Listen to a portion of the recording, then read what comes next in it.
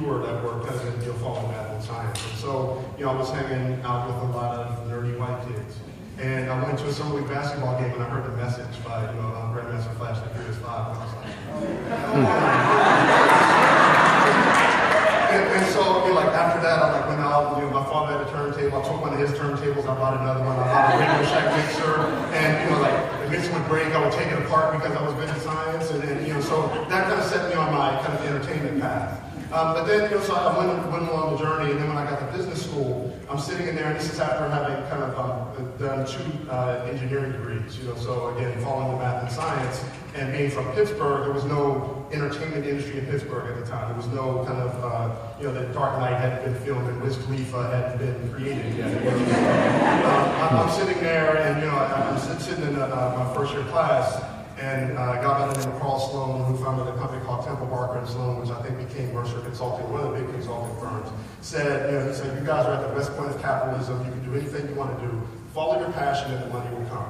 And I've heard that in a lot of different ways before, but he just said it, being successful and, kind of being at all, amongst all these really successful people, it just kind of struck a nerve with me. And that's when I kind of took a left turn and I, walked away from a really, really high-paying job at a management consulting firm and had to write a check for them for $140,000 so that I walked away from 3 years of guaranteed salary, six figures, and kind of followed the entertainment path. And then so that was something that, those were 2 things that changed me. 2 people that really kind of inspired me as mentors. The first one was a guy by the name of Don Radcliffe. And Don was, when I was doing my undergraduate degree, I was not a good student. Again, I was the DJ, so I spent a lot of time partying and at the radio station and, fraternity, and, I had a great time. But I wasn't really the best student.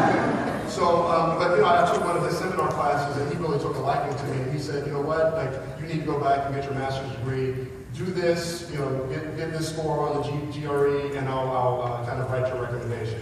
He was a man of his word. He wrote my recommendation, which got me kind of to A.T. Kearney. When I was at A.T. Kearney, there was a guy by the name of John Manrod who was a partner. And I'm working at Bethlehem Steel, which outside of Gary, Indiana. So I flew into Chicago, drove 2 hours to, kind of past Gary, Indiana, and then Burns Harbor, Indiana.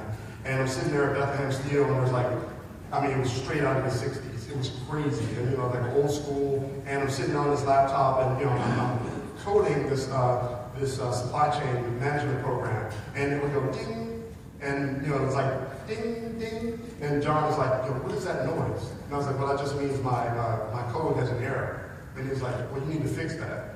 So I was like, okay, let me turn down the sound. I took out the code, I started turning down the sound, and John actually, I think that he didn't hear the ding anymore. He kind of thought that I had figured it out. But he actually supported me to go back to business school, and he said, I'm going to write your recommendations to go to business school, but I'm going to tell you where to apply, and then if I write the recommendation, I'm going to tell you where you're going to school. And I had my heart set on going to Wharton. I was like, yeah, I'm going to Wharton. I got into Wharton, and I was all good. But he also had me apply to Harvard, which I wasn't going to do. And then when I got into Harvard, he said, you're going to Harvard, and so there I was.